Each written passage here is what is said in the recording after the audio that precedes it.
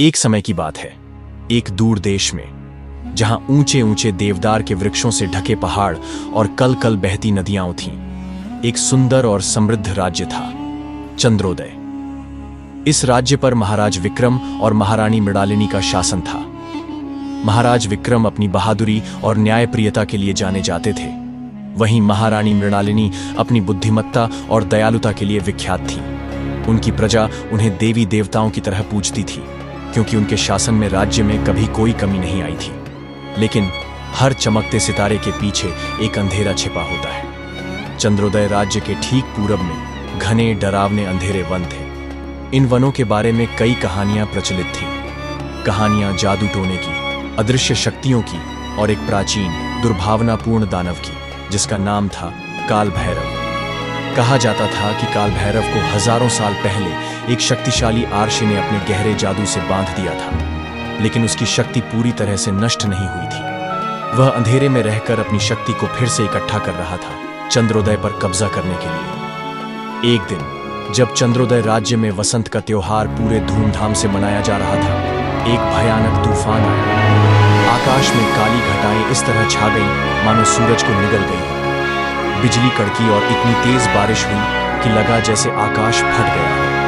जब तूफान थमा तो एक अनहोनी घट चुकी थी। राज्य के सबसे पवित्र मंदिर, जहां सदियों से चंद्रोदय की रक्षा करने वाला एक प्राचीन चंद्रमणि रखा हुआ था, वह अपनी जगह से गायब था।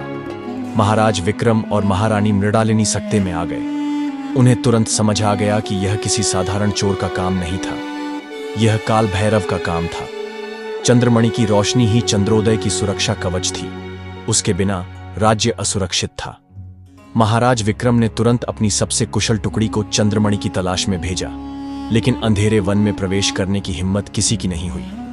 वन में प्रवेश करते ही सैनिकों को अजीबोगरीब आवाजें सुनाई देने लगीं। छायाएं उनका पीछा करतीं और एक असहनीय ठंडक उनके शरीर में समाने लगी।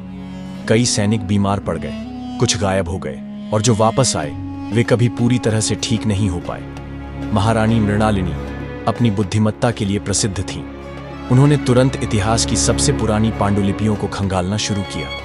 उन्हें एक प्राचीन भविष्यवाणी मिली, जिसमें लिखा था, जब चंद्रमणि अपनी जगह छोड़ेगा तो अंधकार का स्वामी जाग उठेगा। उसे केवल शुद्ध हृदय का राजकुमार, राजकुमारी और 7 अदृश्य तारों की शक्ति ही पराजित कर सकेगी। इस भविष्यवाणी ने उन्हें एक उम्मीद दी, लेकिन साथ ही एक नई चुनौती भी पेश की। महाराज विक्रम ने अपने सबसे वफादार सलाहकार गुरु ब्रह्मदत्त को बुलाया। गुरु ब्रह्मदत्त एक वृद्ध और ज्ञानी साधु थे, जिन्हें प्राचीन विद्याओं और जादू टोने का गहरा ज्ञान था। गुरु ब्रह्मदत्त ने बताया कि काल भैरव ने चंद्रमणि को अंधेरे वन के सबसे गहरे हिस्से में छिपा दिया है, जहां उसकी शक्ति धीरे धीरे कम होती जा रही है। उन्होंने यह भी बताया कि चंद्रमणि को वापस पाने के लिए एक विशेष जादुई लॉकेट की आवश्यकता होगी, जिसे ज्योति कवच कहा जाता था, और वह लॉकेट केवल उन्हीं लोगों पर काम करता था जिनका हृदय शुद्ध और निस्वार्थ हो। महाराज और महारानी के कोई संतान नहीं थी, और अब उन्हें अपनी संतान न होने का सबसे ज्यादा अफसोस हो रहा था। तभी गुरु ब्रह्मदत्त ने उन्हें एक और रहस्य बताया। बहुत साल पहले जब चंद्रोदय राज्य पर काल भैरव का साया मंडरा रहा था, एक भविष्यवाणी हुई थी कि एक शाही रक्त का शुद्ध हृदय ही काल भैरव को हराएगा।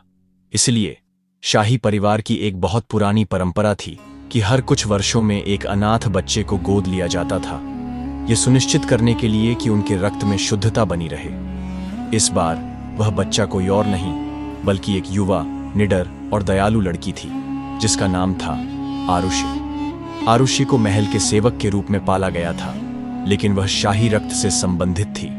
यह बात किसी को पता नहीं थी। महारानी मृणालिनी ने तुरंत आरुषि को महल में बुलाया। आरुषि एक साधारण सेवक की तरह रहती थी, लेकिन उसके मन में हमेशा दूसरों के प्रति दया और निस्वार्थता थी। गुरु ब्रह्मदत्त ने उसे ज्योति कवच दिया और उसे बताया कि चंद्रमणि को वापस लाने के लिए उसे अंधेरे वन में जाना होगा। आरुषि घबरा गई, लेकिन राज्य के प्रति अपने कर्तव्य और राजा रानी के प्रति अपनी निष्ठा के कारण उसने हां कर दी। आरुषि की यात्रा शुरू हुई। अंधेरे वन में कदम रखते ही उसे एक अजीब सी बेचैनी महसूस हुई। पेड़ों की शाखाएं उसे डराने लगीं और हर तरफ से अजीबोगरीब फुसफुसाहटें सुनाई देने लगी।